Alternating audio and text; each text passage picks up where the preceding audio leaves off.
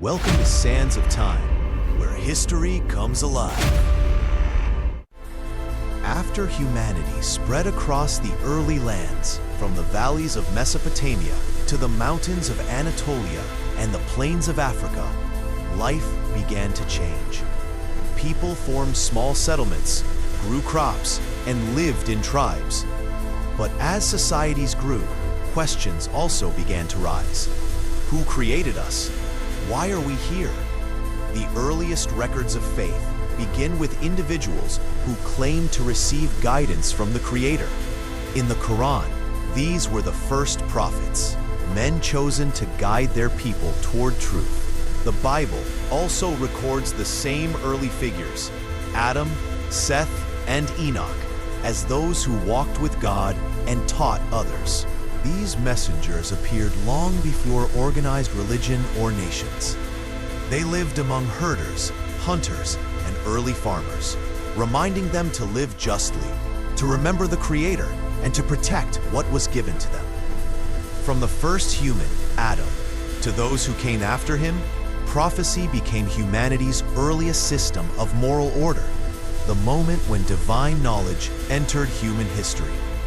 This was the beginning of faith, not yet religion, but the awakening of human understanding of the unseen.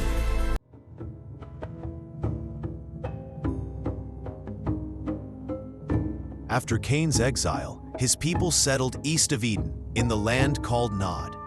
There, they began to build small settlements, the first traces of early urban life. Cain's son Enoch became known for founding a town that carried his name. His descendants learned to forge bronze and iron, to shape tools and weapons, and to make musical instruments. Over generations, their skills grew, but so did their pride. Violence and rivalry began to spread among them. Meanwhile, Adam and Eve had another son, Seth. Unlike Cain's descendants, Seth's line held firmly to the worship of the one God. The Quran and the Torah both describe them as righteous people who called upon the name of the Lord. They lived simply, close to nature, and passed on the guidance Adam had taught. Seth's descendants grew into a peaceful community. They kept family records, shared food, and taught their children to remember their Creator.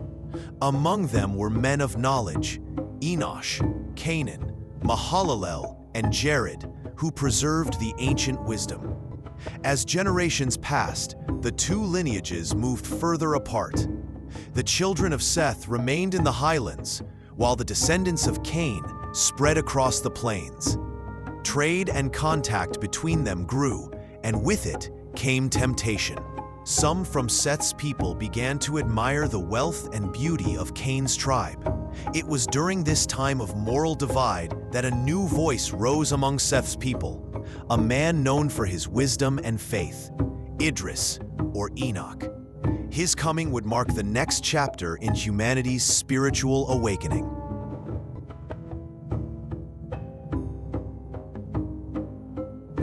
Generations after Adam and Seth, a man of deep knowledge and calm spirit rose among the righteous. Idris, known in the Bible as Enoch, the great-grandson of Adam through Seth's line. Both the Quran and ancient Hebrew texts describe him as a prophet, a teacher, and a man favored by God. Idris lived at a time when the world was changing. The people of Seth had begun trading with the descendants of Cain, who by then had become powerful and prosperous. They built cities, crafted metal tools, and lived by strength and pride. Idris saw that their hearts were turning away from their Creator, and that even some among his own people were being drawn toward corruption. He began to teach again the laws of truth and honesty. He called people to abandon idol-making, arrogance, and violence. He taught writing, sewing, and astronomy, signs of early civilization guided by divine wisdom. Many scholars describe him as the first man to record knowledge in written form. But his message met resistance. The proud among Cain's descendants mocked his words. When his warnings grew stronger, they gathered armies and threatened his people. Idris stood firm. He organized the faithful, defending their settlements and preserving their way of life. According to early traditions, a great conflict broke out, a struggle between the followers of Idris and the corrupted tribes of Cain. It was one of the earliest wars in human memory, not for land, but for belief. Idris and his people prevailed, but the peace that followed was fragile. In the end, Scripture says, God raised Idris to a high station, a mark of honor for his steadfastness and wisdom. His story became a bridge between the age of Adam and the generations of prophets to come.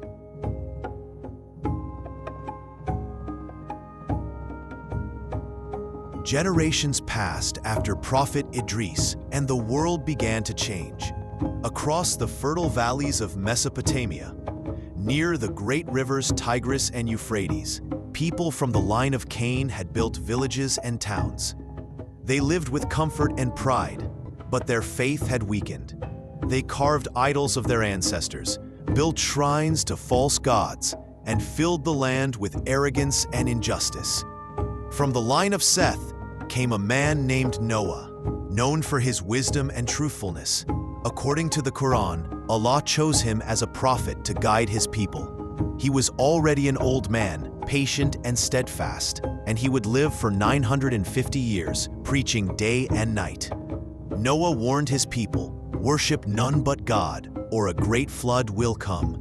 But they mocked him, calling him mad. When God revealed to him that no more would believe, he commanded Noah to build an ark. On dry land, far from any sea, Noah and his followers gathered timber and shaped it with tools. They filled it with food, water, and pairs of every kind of animal.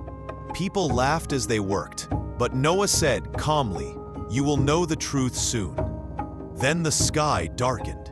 Rain poured without end, and the earth burst open with water. Rivers overflowed, swallowing homes and fields. As Noah guided his family and the believers into the ark, one of his sons refused to come. The Quran says he sought refuge on a mountain, but Noah cried, "There is no protector today but Allah." The waves rose, and the boy was lost beneath the flood. The ark drifted over a drowned world until it came to rest on Mount Judy, near modern-day Turkey. Noah stepped onto the renewed earth. The flood had ended, but humanity's story had begun anew.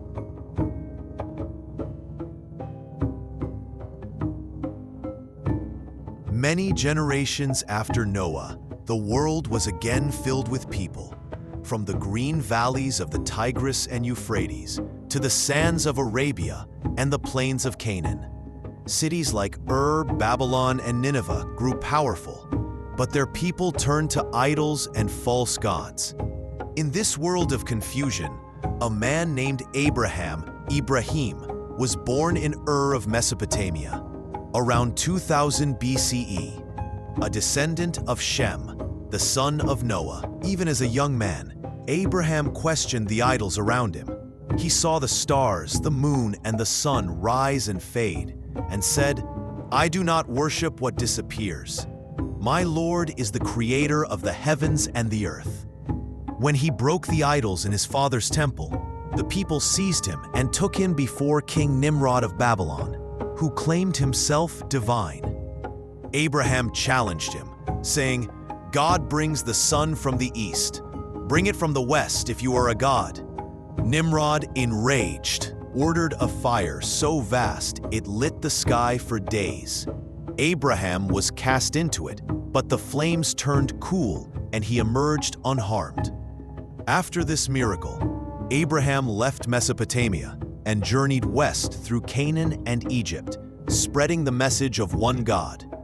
Later, he settled in Arabia, where his son Ishmael was born. One night, Abraham saw a dream, a command from God to sacrifice his beloved son. Obedient, he told Ishmael, who said, "Father, do as you are commanded." They went to the valley near Mount Arafat, where Abraham laid his son down in submission. But when the knife touched his throat, God sent an angel with a ram to take his place. This test became a symbol of faith and obedience. From Abraham's sons, Ishmael and Isaac, nations and prophets would arise, the continuation of God's covenant with humanity.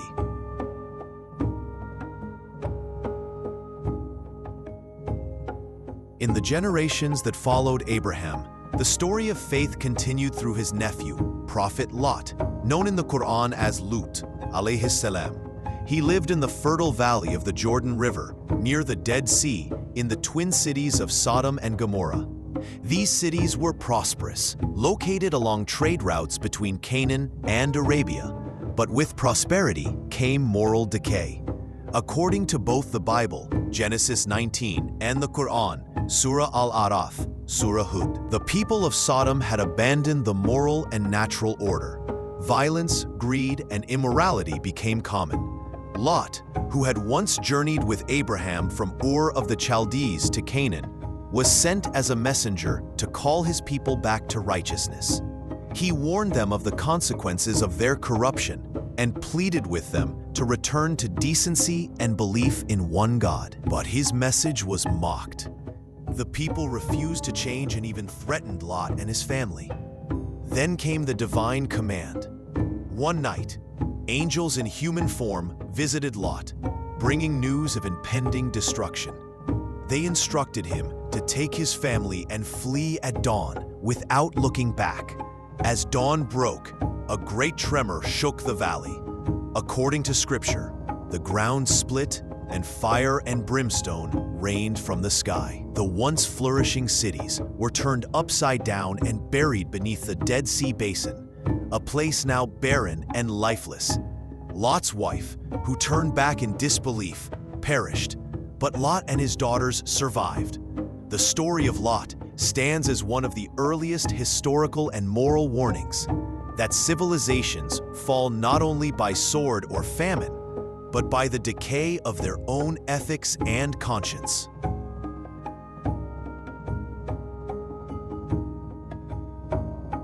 The story of Prophet Job, known in Arabic as Ayub alayhi salam, is among the most enduring lessons of patience and unwavering faith. According to Islamic tradition, he lived several generations after Prophet Lot, around the region of Hauran, near Damascus, in present-day southern Syria. Some sources also connect him to the lands of Edom or Uz, regions east of the Dead Sea, known for their shepherds and farmlands. Job was a man of great prosperity, blessed with vast lands, herds, servants, and a large family.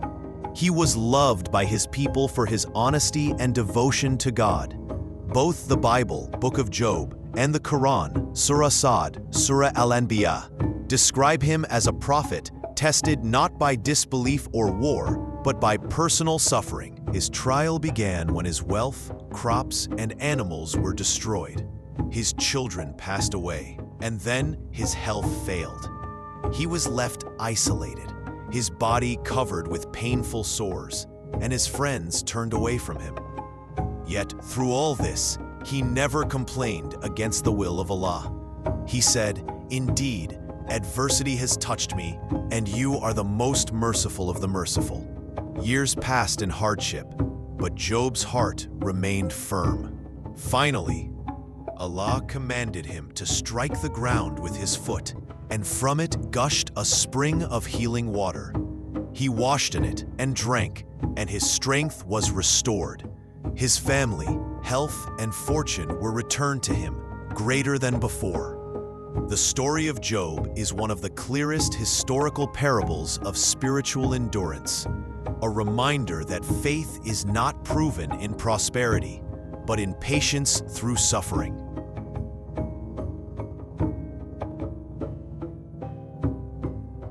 In the lands far to the east of Mesopotamia, across the rugged Iranian plateau, another great awakening of faith took place. This was the time of Zoroaster, or Zarathustra, a prophet who lived among the ancient Indo-Iranian tribes around 1200 to 1000 BCE. His story unfolded in what is now northeastern Iran or Afghanistan, in a world still shaped by warrior clans, fire altars, and the worship of many gods. Zoroaster was born into a society where priests offered sacrifices to numerous deities for favor in war and harvest. But from his youth, he questioned these rituals and sought a single divine truth behind all things.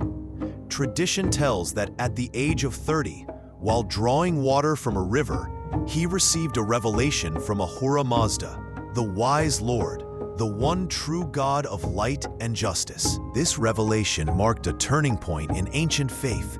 Zoroaster began preaching that good and evil were in constant struggle. Led by Ahura Mazda and Angra Mainyu, the spirit of darkness, humanity, he taught, had free will to choose between truth and falsehood, between righteousness and corruption. Many opposed him, especially the powerful priests who ruled by old rituals. But he found support under King Vishtaspa, who accepted his message and spread it across the region. Temples dedicated to fire, symbols of purity and divine wisdom, began to rise. Zoroastrianism became one of the world's earliest monotheistic religions. Its message that every human choice adds to the world's light or darkness marked a new spiritual era, bridging East and West at the dawn of civilization.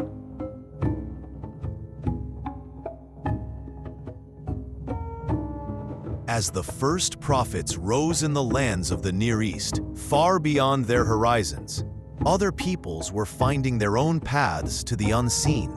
The human need to understand creation, purpose, and destiny was universal. In the Indus Valley, along the rivers of the Punjab and Sindh, hymns were being sung to unseen powers, Varuna, Indra, and Agni. These songs, later recorded in the Rig Veda, spoke of Urta, a divine order that governed both nature and morality. This idea became the foundation of Hinduism, one of the world's oldest living faiths. Over centuries, it evolved into a system that saw divinity in every element: sky, river, mountain, and human soul. To the east, in China, the early kings of the Shang and Zhou dynasties performed rituals for Shangdi, the High Lord of Heaven. Later thinkers, such as Confucius, taught that harmony came not only from ritual, but from righteousness and moral order. Lao Tzu, the sage of the Tao, looked instead to nature's quiet flow, believing truth was found in balance and simplicity. In the lands of the Nile, faith took on majestic form. The Egyptians believed life was a journey guided by divine justice. The heart of every soul would be weighed against the feather of truth before Osiris, a moral vision that deeply influenced later concepts of judgment and afterlife. To the west, in Mesopotamia, temples rose to gods who ruled the sky and storm: Anu, Enlil, and Ishtar. These early pantheons shaped how cities saw divine order. Kings ruled by the gods' favor, and offerings maintained cosmic balance. Further north and west, among the ancient Greeks, early beliefs centered on powerful deities tied to nature: sky, sea, and earth. Later, philosophers would question these myths, seeking the idea of a single eternal principle, an unseen unity behind the many gods. Across the rest of the ancient world, from Africa's ancestral cults to the animistic tribes of Europe and the Pacific, faith remained woven into daily life. Every forest, river, and mountain was alive with spirit. Different names, different rituals, yet all pointed toward the same awakening, that humanity was not alone. Whether through prophets, priests, or poets, the search for meaning had become a defining feature of our species. As centuries passed, these many paths of faith began to converge toward a shared realization that one creator ruled all. The scattered voices of devotion slowly formed a single call toward divine truth. From these early awakenings would rise a new age, an age of revelation, when prophets once again would speak to guide humanity toward unity, justice, and remembrance of God. As early civilizations rose and empires began to spread, humanity entered a new age of belief. The scattered faiths of the ancient world became structured systems of worship, morality, and divine law. Across deserts, valleys, and great rivers, prophets carried messages of hope, justice, and devotion, shaping how people understood life, death, and the purpose of existence. From the descendants of Noah and Abraham came the roots of the Abrahamic faiths, Judaism, Christianity, and Islam, each preserving the idea of one creator and one moral order. In the East, the seekers of truth walked different paths. The Vedic hymns of India, the teachings of Buddha, and the wisdom of Confucius and Laozi in China all reflected the same awakening, humanity's search for guidance and meaning beyond the visible world. These voices, though distant in land and language, shared a common message: that life was sacred and human choices mattered. The early messengers had planted seeds that would shape the moral and spiritual destiny of the human race. But among the oldest and most enduring memories of humanity is one story that appears across nearly every ancient culture: the memory of a great flood that nearly wiped out the world. In the next episode of Sands of Time, Origins, we explore Episode 9, Floods, Myths, and Memory. Is Noah's flood a shared human trauma? Where we uncover how a single cataclysm became a story told in every corner of the earth.